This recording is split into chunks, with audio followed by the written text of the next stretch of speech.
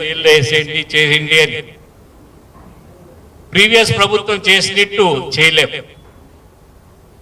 So డెమోక్రసీలో వాళ్ళకున్న legal గా ఏ విధంగా పోస్ట్పోన్ చేసుకోగలుగుతున్నారో వాళ్ళు చేసుకుంటున్నారు. అది రాష్ట్ర ప్రభుత్వం సిబిఐ ఈడీ మధ్యలో, రాష్ట్ర ప్రభుత్వం లేదు దాంట్లో, సిబిఐ ఈడీ వర్సెస్ వాళ్ళ మధ్యలో కోర్టులో జరుగుతా ఉంది. ఖచ్చితంగా త్వరలో నిర్ణయం వస్తుంది అన్నమాట.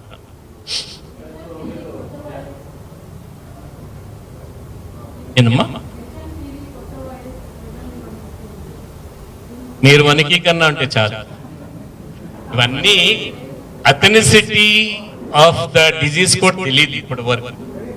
ఇప్పుడు అవన్నీ కూడా సోషల్ మీడియాలో నడుస్తున్న టేప్స్. చైనా ఎక్కడే కానీ కన్ఫర్మ్ చేయలేదు, దాన్ని కోవిడ్ కూడా వాళ్ళు కన్ఫర్మ్ చేయలేదు. సో అది మనము కరెక్ట్ గా గవర్నమెంట్ ఆఫ్ ఇండియా మన అనౌన్స్మెంట్ ఇచ్చే వరకు మనము కామెంట్ చేయకూడదు, ప్రజలను భయభ్రాంతులు చేయకూడదు, ఖచ్చితంగా చేయకూడదు.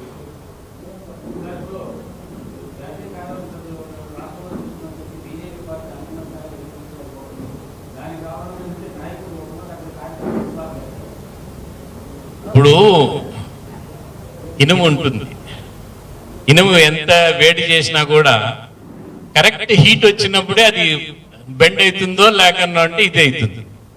ఆ సమయం తీసుకొని వస్తాం భారతీయ జనతా పార్టీ నాయకులుగా. సమయము సందర్భము ప్రజలకు అవసరం భారతీయ జనతా పార్టీకి ఈ రాష్ట్రంలో ఉంది అని అనిపించినప్పుడు ఖచ్చితంగా భారతీయ జనతా పార్టీ ఈ రీజనల్ పార్టీస్ కంటే ముందరకు పోతుంది. నాకు పూర్తి నమ్మకం ఉంది. ఈ భారతీయ జనతా పార్టీ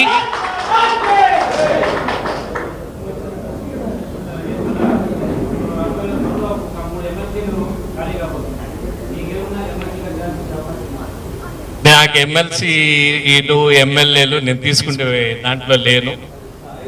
మీరు అడిగే దాంట్లో ప్రశ్నలో దయచేసి మీడియా వారు ఉన్నప్పుడు కొంచెం మీ స్టేచర్కు తగ్గట్టు మీరు ప్రశ్నలు అడగండి.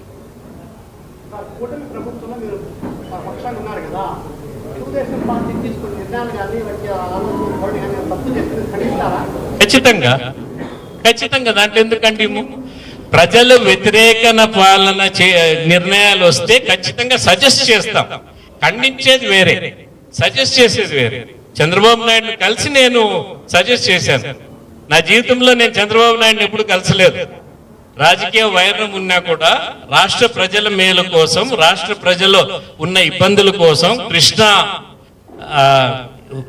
అంశంలో నాకు తెలిసిన అంశాలు, సెంట్రల్ వాటర్ కమిషన్ లో తెలిసిన అంశాలు ఆయన దృష్టికి తెచ్చి రాష్ట్ర ప్రజలకు మేలు చేసేదానికి ఏమేమి చేయాలో నాకు దృష్టికి ఏమేమి వచ్చాయో ఆడు చెప్పేదానికే నేను కలిశాను.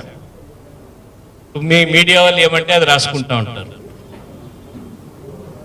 మీకు అందరికీ తెలియకపోవచ్చు, నేను ముఖ్యమంత్రి పదవి కూడా నేను ఎప్పుడు అడగలేదు ఎవరిని. ఒక కప్పు కాఫీ కానీ ఒక కప్పు టీ కానీ ఎవరికి లేదు ముఖ్యమంత్రి పదవి. ఇక్కడ రాసి ఉంటే,